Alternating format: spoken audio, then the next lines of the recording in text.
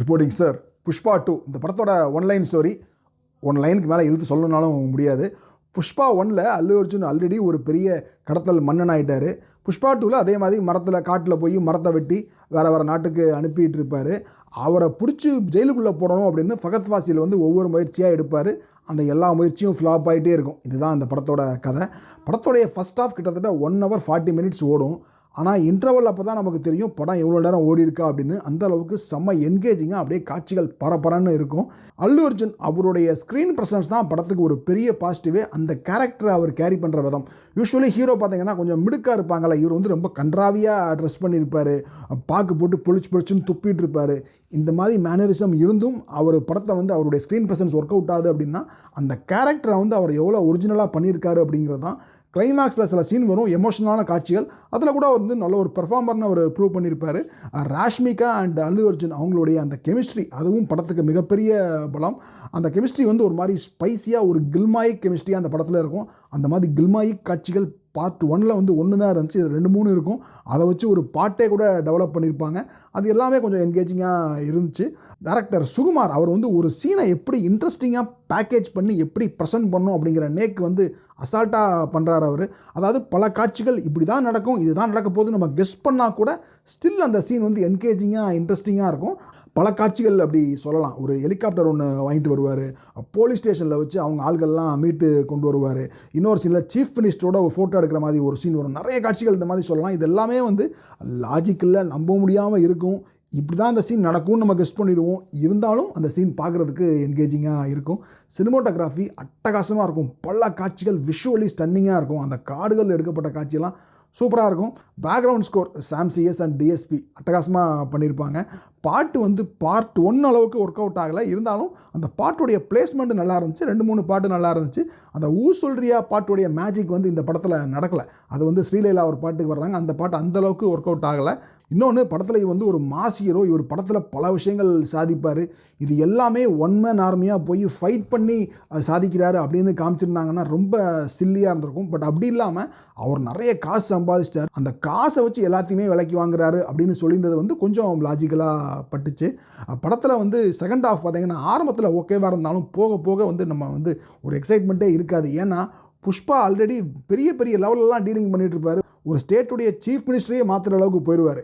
அதுக்கப்புறமும் சும்மா ஒரு லோக்கல் போலீஸ்காரர் கூட சண்டை போட்டே இருக்கிறது அந்த எக்ஸைட்மெண்ட்டே இருக்காது. அதுவும் அந்த ஃபகத் ஃபாசில் கேரக்டர் ஆரம்பத்தில் நல்லா இருந்தாலும் போக போக பயங்கர வீக்காகி ஒரு கோமாளித்தனமான கேரக்டராக அவரை முடிச்சிருப்பாங்க. அது கொஞ்சம் ஃபகத் ஃபாசில் மேலே ஒரு பரிதாபம் தான் வந்துச்சு, இந்த படத்தை பண்ணியிருக்கவே வேண்டாமே அப்படின்னு. படத்துடைய லாஸ்ட் 45 minutes இந்த படத்துக்கும் அதுக்கும் சம்மந்தமே இருக்காது.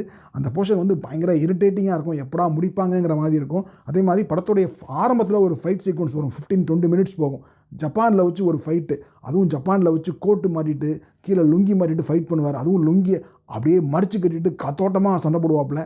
அந்த சீக்வன்ஸுக்கும் மொத்த படத்துக்கும் சம்மந்தமே இருக்காது. அது ஏன்னு கூட தெரியல. படத்தில் லாஜிக் என்னது, லாஜிக்காக வாயிலடி அப்படிங்கிற மாதிரி தான் ஃபுல் படமும் இருக்கும்.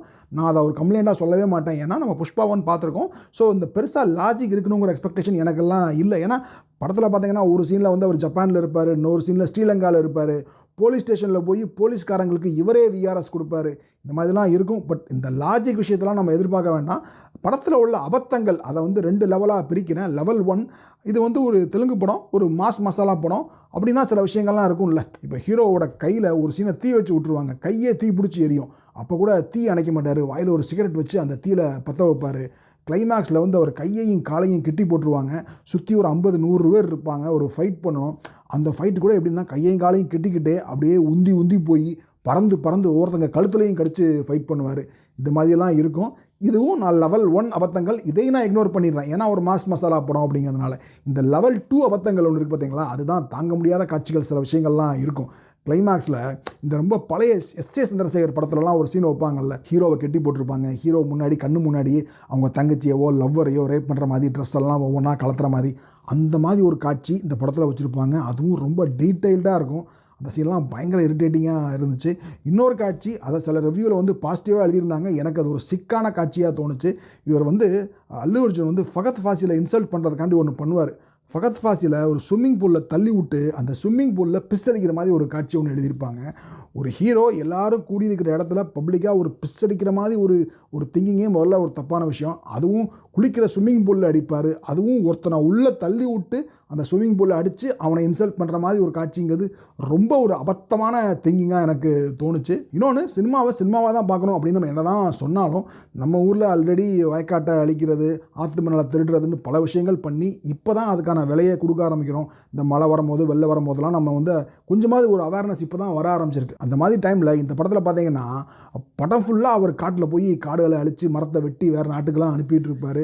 படம் ஃபுல்லாக அந்த கேரக்டரை வந்து க்ளோரிஃபை பண்ணிகிட்டே இருப்பாங்க, அவரை செலிப்ரேட் பண்ணுவாங்க. ஒரு சீனில் மருந்துக்காவது அவங்க அம்மாவோ தங்கச்சியோ இவ்வளோ சம்பாதிச்சிட்டீங்க, கெட்ட வழியில் சம்பாதிச்சிட்டீங்க, இனிமேலாவது நம்ம வந்து நல்ல வழியில் சம்பாதிப்போம், காடுகள்லாம் அழிக்க வேண்டாம் அப்படின்னு சொல்ல மாட்டாங்க. அவங்க வீட்டில் உள்ளவங்கலாம் ரொம்ப பெருமையாக என்னமோ அல்லு அர்ஜுன் வந்து எலான் மாஸ்கே அல்லு அர்ஜுன்ட்டு தான் ரிப்போர்ட் பண்ணுற ரேஞ்சுக்கு அவங்க பெருமையாக சுற்றிட்டு இருப்பாங்க. டிவியில் அவர் வந்தாலே எங்கள் புருஷன் டிவியில் வந்துட்டாங்கிற மாதிரி ரொம்ப குதூகலமாக திரிவாங்க. அதெல்லாம் கொஞ்சம் பெட்டராக டீல் பண்ணியிருக்கலாம் அப்படின்னு தோணுச்சு. பார்ட் 3க்கு ஒரு லீடு கொடுத்துருப்பாங்க. பார்ட் 2வே கண்டென்ட் இல்லாமல் எழுத்த மாதிரி தான் தோணுச்சு.